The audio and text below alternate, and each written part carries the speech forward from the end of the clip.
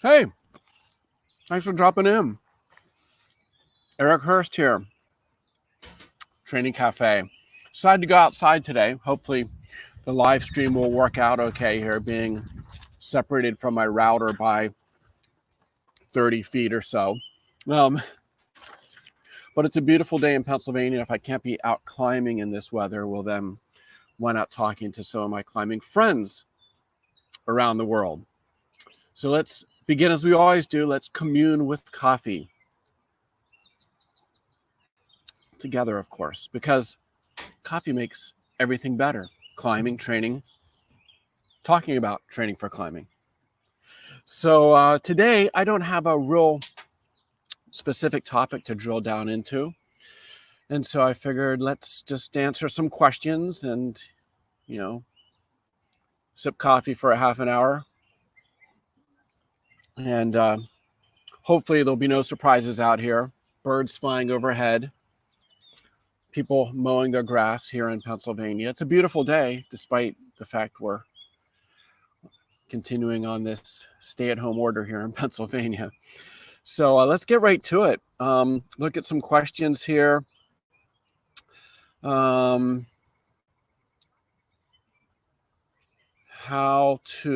see if I can get these up on the screen here. Avoid injury and disappointment when returning to climbing after being away. Well, hopefully if you've been training smartly during your quarantine and not overtraining, which would be easy to do, admittedly, if you're stuck at home with just a hangboard or a bouldering wall, the temptation would be to use it every day. And I've had a few people reach out to me who have began to feel pain in their fingers, elbows, shoulders, perhaps a sign of some short-term overtraining that begins to disrupt things a little bit. You get a homeostasis perturbation. Often it's the connective tissues that suffer and accumulate that stress and fall behind in the repair process and can lead you down the path of tendonitis or perhaps a pulley tear. But hopefully you're not there. And so my message is that if you feel some pain in your fingers or elbows, dial things back here for the next week or two with the hope that you can transition into your outdoor season without any injury. Getting another week or two of training in after 8 weeks of dedicated training isn't a difference maker. If you've been doing a block of 2 months of very specific training for climbing, you've probably made some gains in certain areas, maybe finger strength, and you're not going to add to that all that much in the next week or two. So doing a deload week or taking a week off, or if you really do feel some pain, maybe take 2 weeks off, I think would be a smart thing before you transition outdoors. If you're like me, I'm kind of thinking, I'm going to travel west around June 1st. And that, being that I'll be traveling to states where I can climb outside and travel, should be kind of the beginning of my season. That'll be my transition. So, and of course, oftentimes when you're feeling those aches and pains, when your muscles and connective tissues are falling behind, if there's any kind of a protein deficiency, that can be a factor that makes things worse or that is contributing to the slow recovery. So don't shortchange yourself on protein. I talk a lot these days about the importance of at minimum 1.2 grams of protein per kilogram of body weight per day. That's the bare minimum. That's actually if you're doing very little training. If you're training hard, it should be 1.6 or 1.8 grams of protein per kilogram of body weight. So for me, I'm shooting for 100 grams a day at my body weight, even a little bit over that, maybe 120 after or on a hard training day. Okay, so let me look here. Let's see what this is. I've heard you mention the Anderson Brothers book. What's your take on it? What benefit may it provide beyond training for climbing? Well, hey, I'm a big believer that, if you're serious about climbing, You know, if you're a lifer, you should build a library in your house, a selection of books, both storybooks, inspirational books, but also technical books, training books, reference books on injury, like Volker Schoffel's One Move Too Many, or the Gimme Craft book from Germany, or my book, Training for Climbing, or the Anderson brothers' excellent book. Arno Ilgner's written a couple mental training books. I've written a mental training book, Maximum Climbing. Having all of those books to reference, to share with your friends is great. And, you know, I think in terms of the Anderson brothers book and my book, I think there's a lot of agreement. You know, I think their material's scientifically founded, as is mine. Obviously, there's experiential differences. They have different sports backgrounds, different climbing backgrounds than I do. We've read perhaps different material or been exposed to different people, so there's naturally going to be some differences. The Anderson brothers have generated some of their own training protocols, just as I have. And it's all good. You know, I think you as a self-coached climber want to select from different sources. I think you want to test out different strategies. Cookie cutter programs just don't work. They might work for a beginner to give them some basic guidance, but as you progress in any sport, you need to have a program that's designed for you, your strengths and weaknesses, your experience, your injury history, your goals. That demands that you have a different program than me, or from the Anderson brothers, or from any other climber. And so for you to intelligently select from here and there different pieces to assemble your own personal puzzle, I think that's a very smart approach. But it takes time to kind of weed through the material, to understand the material, and there's always new stuff coming online. For instance, when I wrote my most recent edition of the Training for Climbing book, third edition, with Alex Megos on the cover, I was early in my studies and application of energy system training. I had a couple years of research and practice under my belt. So the material in my book at that point was cutting edge, but my thinking has furthered since then. I've pondered, do I need to write a fourth edition of Training for Climbing sometime in the next couple of years to update that section? Also, my whole last 2 years has been focused on tendon training, connective tissue training, both for performance and for health and recovery from injuries. My company PhysiVantage is based on the research I've done the last 2 or 3 years on this subject. And it's a breakthrough area. It's important, such a vital topic for climbers, because we are so hard on our connective tissues. It's hard to think of a sport that stresses connective tissues quite the way climbing does. You know, mechanically loading these little tendons and these pulleys, you know, like the A2 pulley, but a millimeter thick of collagen that has to carry tremendous force loads. Imagine pulling on a one finger pocket. And so, yeah, runners stress their joints, and gymnasts do, and people in contact sports have obviously a lot of stress on their joints, but climbing, very, very stressful on connective tissues, which is why I think climbers should be very in tune to what their nutritional requirements are to support connective tissue recovery, but also understanding how they can train for connective tissue strength, or when you get injured, what is the proper way to load an injured tissue to foster recovery rather than to stress it and injure it worse, which is what will happen when you generally just try to climb through an injury and not adjust your loading in any way. So I think all the books out there are great. They provide a rich foundation to build a great training program, but you also need to stay on top of the emerging research and trends, which is what I try to bring in my podcasts and internet articles and through these training cafes. Okay, let's move on here and see what else we got here. Chris asked about ratio of strength versus anaerobic capacity versus aerobic work. And, you know, the old school block periodization where you would go from, you know, strength to power endurance to endurance, or, you know, there'd be different ratios and different amounts. That's kind of traditional sports science dating back to the 1980s. And more, especially with a sport like climbing that draws equally on all three energy systems, if you want to climb your best, you need to train up all three energy systems. Though any given route might require more pure strength than aerobic power, let's say, season over season, you want to be trying to elevate your energy systems. And, you know, off season, you want to try to take your maximum strength and power to the next level by dedicating 2, maybe 3 days a week to strength and power training. But also, especially if you're into route climbing, there should be a year-round commitment to aerobic training. Not just doing a little bit of generalized training like running, that's fine, but actually climbing specific aerobic training, submaximal climbing at a higher volume.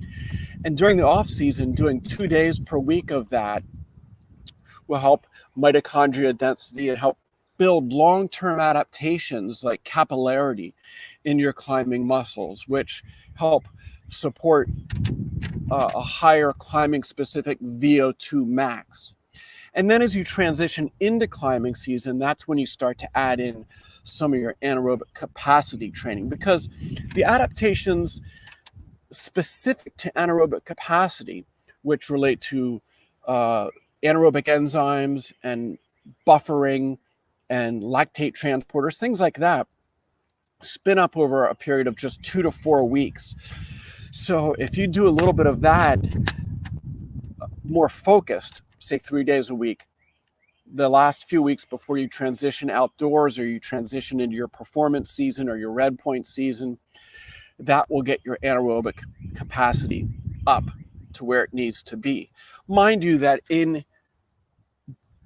by improving your aerobic system, your circulatory system, your capillarity, you are also elevating your anaerobic capacity, because you are increasing the effectiveness or the rate at which lactate and metabolic byproducts can get out of the working muscles by having a smaller distance between the capillary and the contractile fiber. You know, the more density, the greater capillary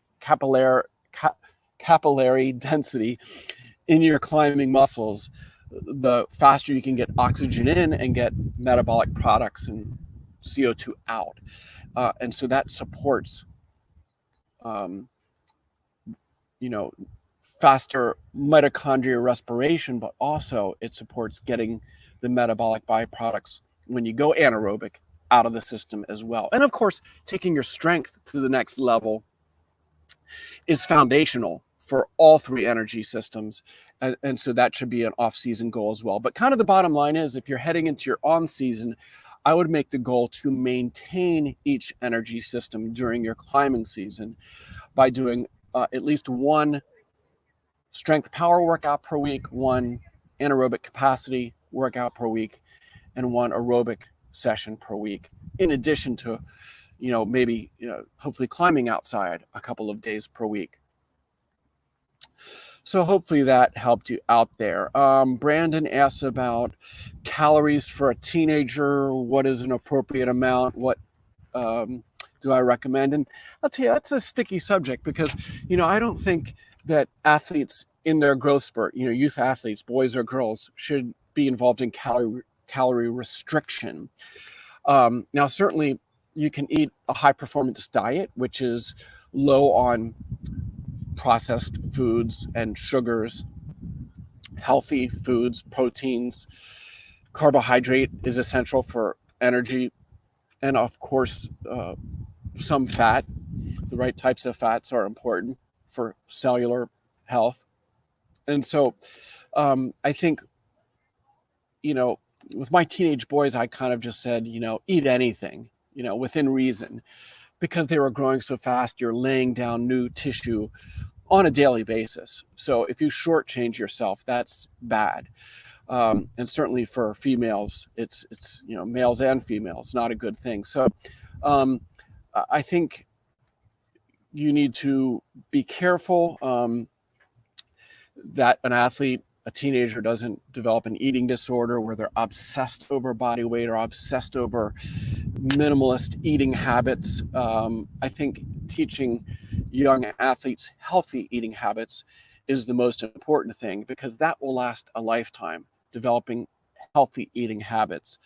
And so now, again, as you become an adult, I've talked previously about how in the off season, eating a little more freely, putting on a few pounds of winter weight during your training season, and then cutting that weight heading into your performance season. That's exactly what I do.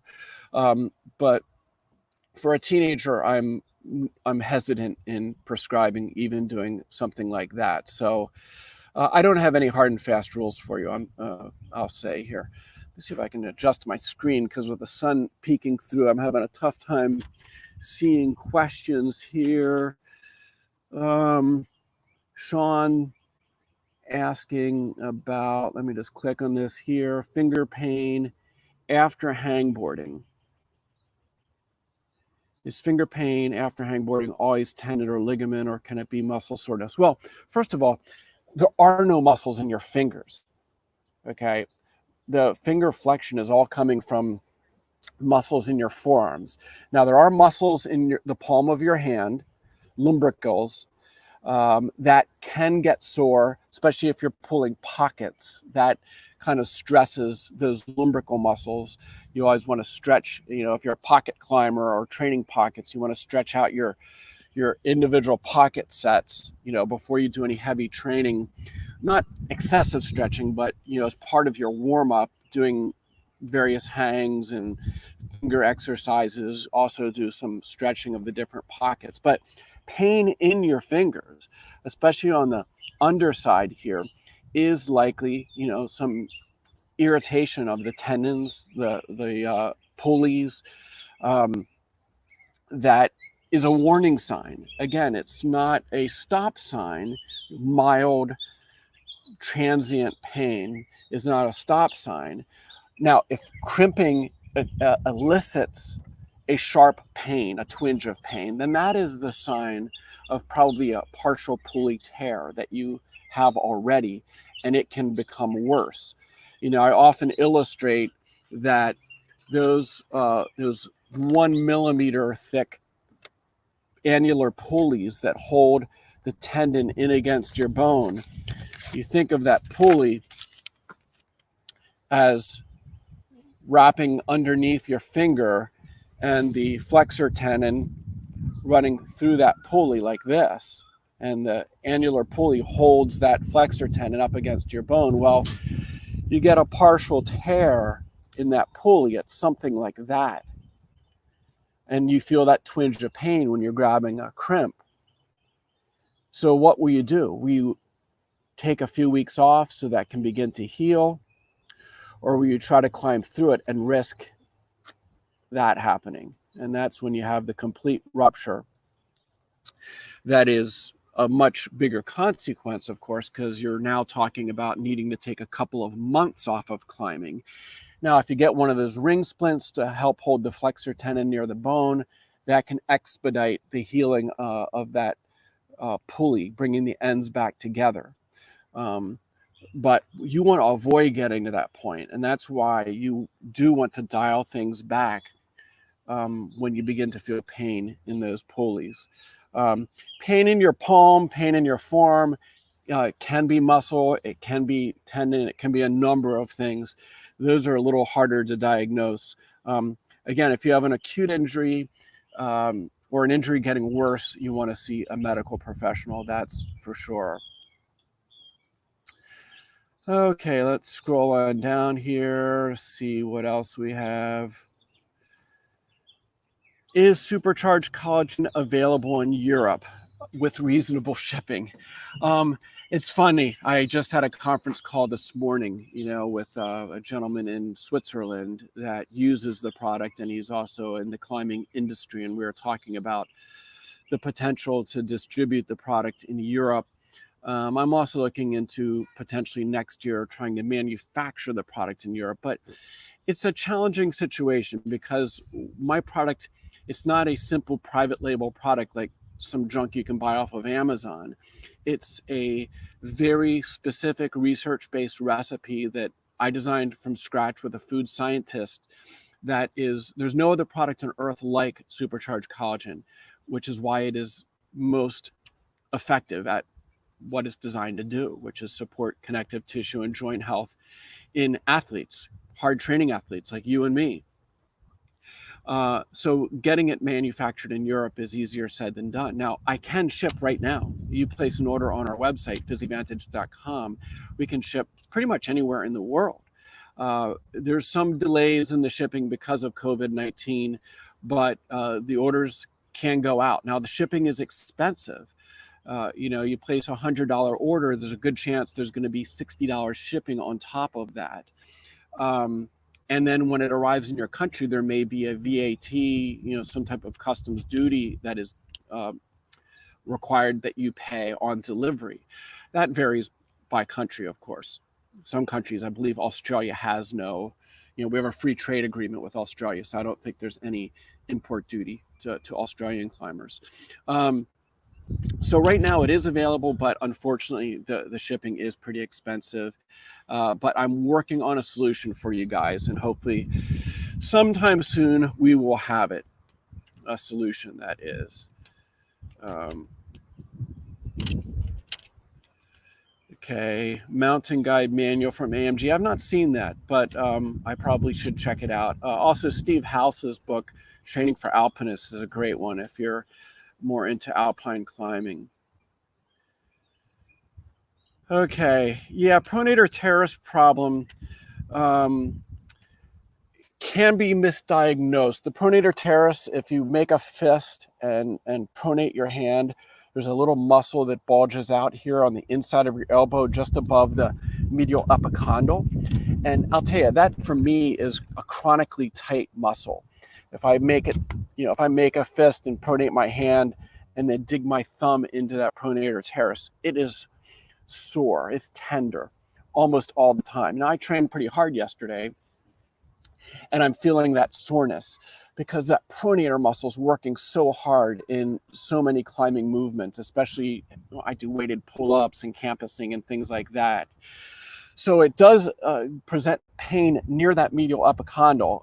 It can be misdiagnosed as medial epicondylitis, or maybe it could contribute into a future case of medial epicondylitis. But if you have increasing pain in your elbow, I think it's worth seeing a doctor, though not every doctor is going to get the diagnosis right. It is a tricky injury, and a lot of doctors aren't used to the nuance of climbing injuries. And so that can make it challenging to get a proper diagnosis as well. But I like to work on self-massage and trigger point, kind of, that myotherapy, trying to release the muscle through cross fiber friction and, just pressing right into that trigger point. And, I do some, rolling of my forearms, Theragun, things like that to try to provide beneficial tissue management. And so I don't have any specific advice to correct that problem or make the pain permanently go away, because for me, as long as I can remember as a hard training climber, I have a little bit of pain day in and day out, it seems, in that pronator teres. Right now I do. And so it might be something that, if it's mild and comes and goes, is not a problem. If it's a growing pain and becomes chronic, well, then maybe it is something that deserves to see a doctor.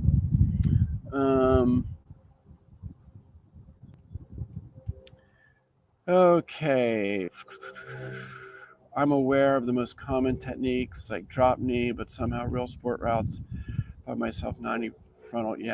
Yeah. So he's talking about here, the tendency for some climbers is to climb very neutral, where you're facing the wall. If you learn to climb on vertical walls, as most of us do, I spent the first 25 years of my climbing career, from the late 70s through 1990, climbing near vertical walls, just because that was what there was available and what people climbed back in the trad era.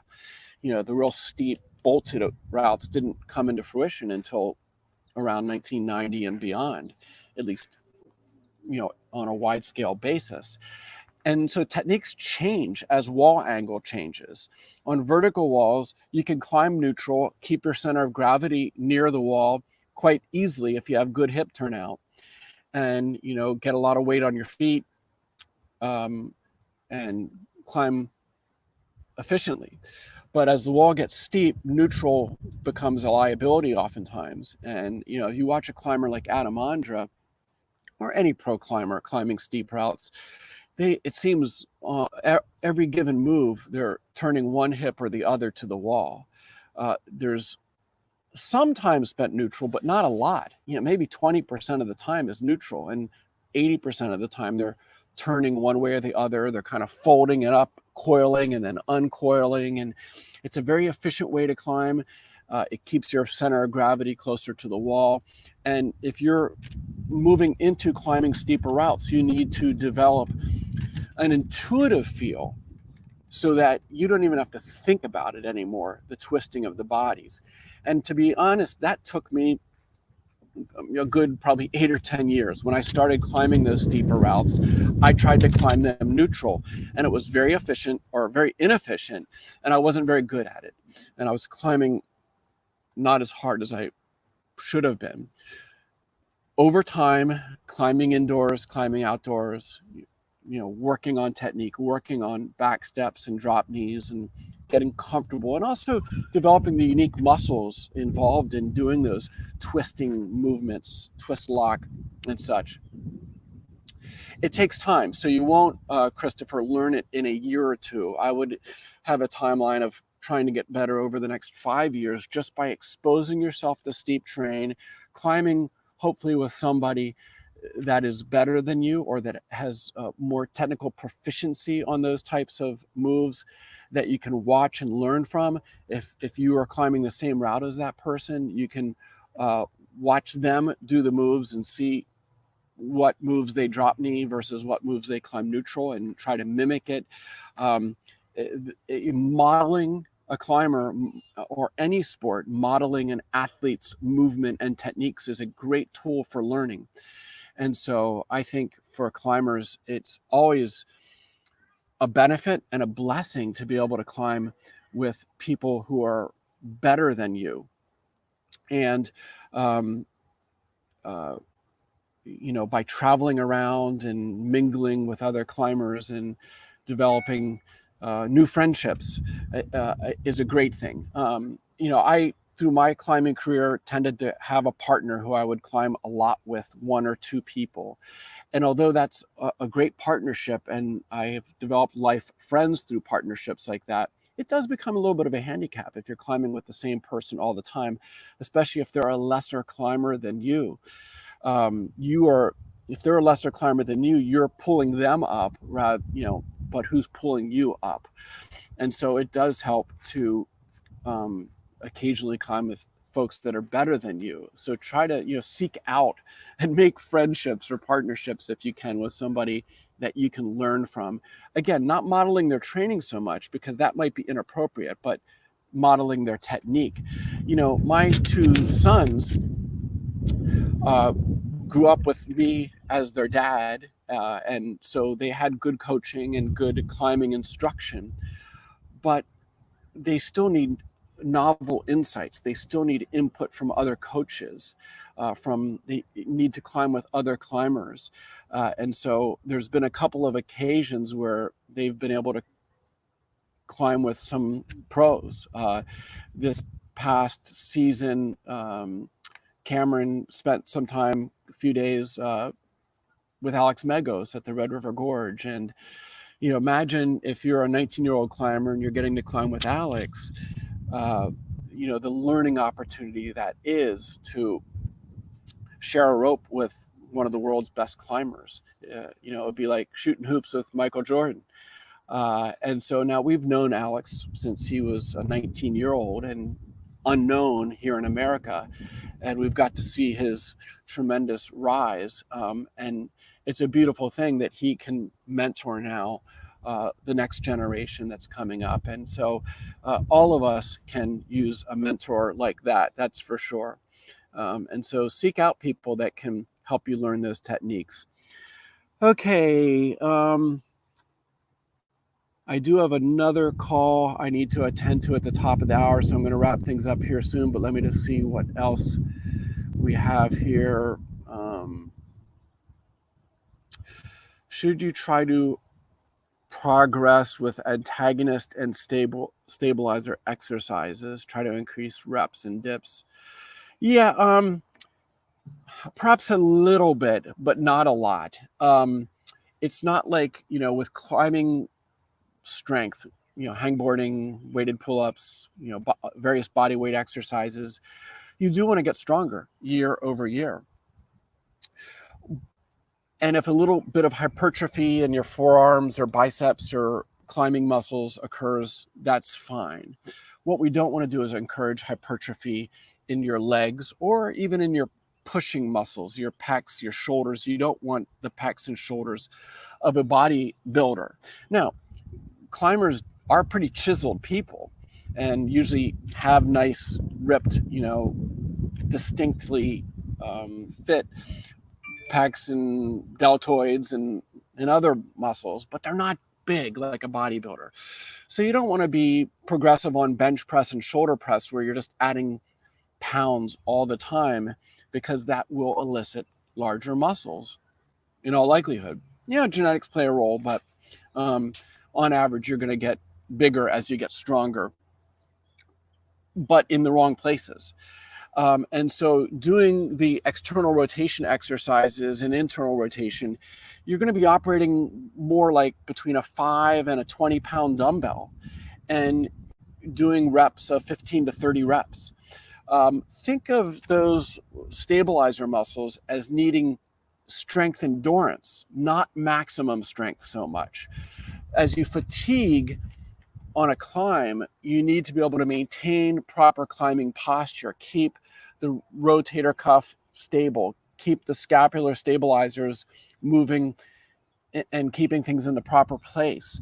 And so it's more about strength endurance than it is absolute strength in those muscles. And so if you're going to make it progressive at all, add reps, or maybe do 2 sets of 20 reps instead of 1 set of 20 reps. But you don't need to do extensive, high-end training of the push and antagonist muscles. 2 days a week, 30 minutes, that'll do it, in my opinion. You might find another coach that disagrees, but so be it. Let's see here. Kevin, do you have a favorite climbing story of your own? Boy, I've been in the sport so long and been able to cross paths with so many people that it's tough to give a favorite story, but I guess maybe the most memorable week of my life, I was out at Smith Rock for a short time in might have been fall of 89 or spring of 90. It's kind of vague, but I was out there to speak at a small climbing conference on performance. And also at that conference was Todd Skinner, who I had not yet met, but we ended up sharing a hotel for a few days. And so Todd was famously into training just as I am, and had a similar background growing up kind of with John Gill as an idol. And so we spent long nights talking training that week when we shared the hotel room. And as icing on the cake at Smith Rock one day, I was there and ran into Wolfgang Gulick, who I had not previously met. And meeting him and his photographer, Thomas Ballenberger, and then actually going out to dinner with him that night. I think we ate at Golden Corral in Bend, Oregon. That was a dinner to remember. If only I had a videotape or recording of that meal.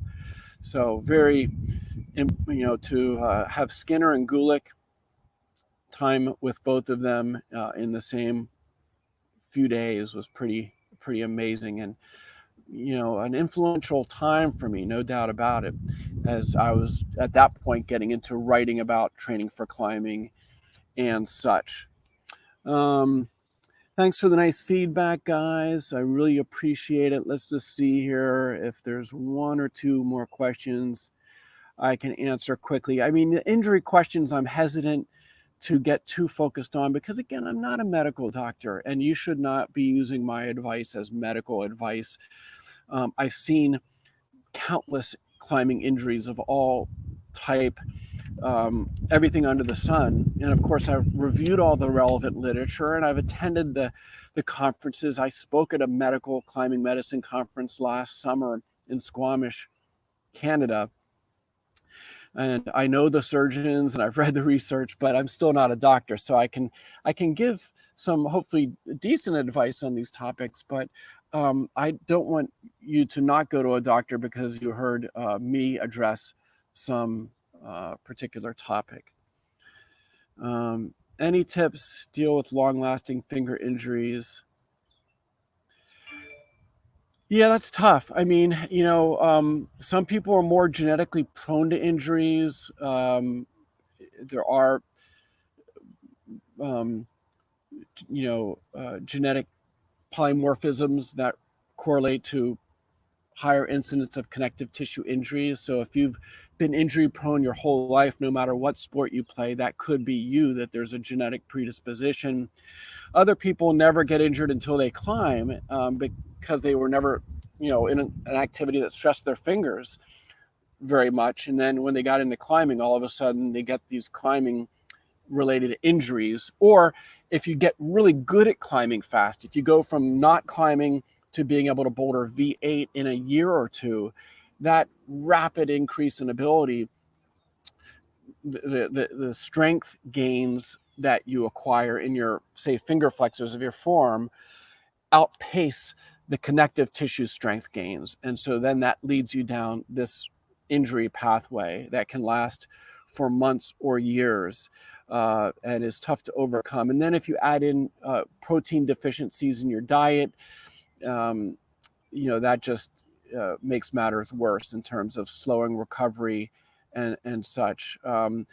Mentally, I don't know what to say. I think when you get laid up with injuries, or if you just can't climb at all because of injuries, it's important to find other activities to divert your attention. I found, in my life, despite the fact I've been a climber for over 40 years, there's always been other things to consume some of my time and energy and to refocus on at times, whether it was school or career or family, dabbling in other sports, never seriously, but engaging in other sports. And even with my kids, I felt that they as kids played basketball and baseball, and they skied and did a little bit of everything. And then by the time they were in junior high, they really enjoyed American football, tackle football. And so they really got seriously into tackle football for 8 years. While they were climbing 514, they were playing tackle football.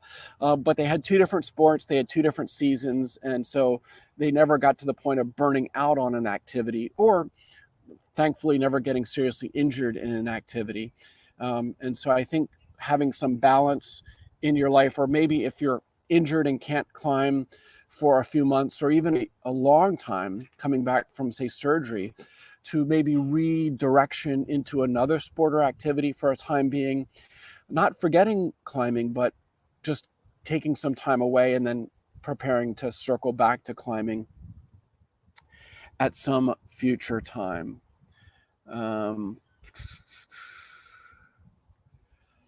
Okay.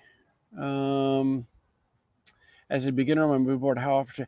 Yeah, you got to be careful as a beginner getting into those Moonboards and tension walls and just bouldering for that matter is addictive, because the nature of them, it's so easy to try something and keep trying the same problem over and over, and you want to check it off. You want to do this problem and move on to the next problem. And oftentimes it's not, you grab a stressful crimp or a pocket, or put your shoulder in a stressful position, the Gaston position. Oftentimes it's not doing it once or twice that precipitates the injury, but it's doing it 3, 4, 5, 6 times in a row. And that's why, you try a hard, stressful boulder and keep trying that exact same move over and over and over can precipitate an injury. And so that's kind of the nature of of doing the different board workouts or bouldering, where you are trying hard moves over and over. Whereas if you're a route climber, doing a route might be 100 moves and you might only give the route 3 goes. So any specific stressful move, you'll never do more than a few times. And so route climbing in that sense is less stressful and perhaps less likely to precipitate an injury. So if you're a beginner, I would just dabble on those boards. Easier problems, I would not try to project at your limit on those boards. I think as a beginner, that would not be the smartest thing to do. You want to learn climbing movement. And so I would encourage you to get on a rope and do routes in addition to some bouldering, and try not to fall into the trap of every workout becoming a competition to see what the hardest thing you can do is. I know that's tempting, especially if your board has, connected to an app and you're, ticking off problems and you're ambitious and want to get to the next level. But that is a path to injury for many, many climbers.